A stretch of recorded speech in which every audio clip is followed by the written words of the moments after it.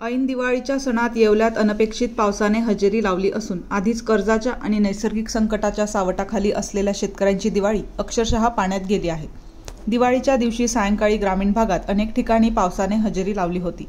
त्यातच आज दुपारी येवल्याच्या पूर्व भागातील ममदापूर, देवदरी, खरवंडीसह उत्तर भागातील विखरणी, पाटोडा सह परिसरात अवकाळी पावसामुळे शेतात साठवलेले पिके भिजले आहेत। उद्या भाऊबीजचा सण असताना शेतकरी मात्र चिंतेत आहे।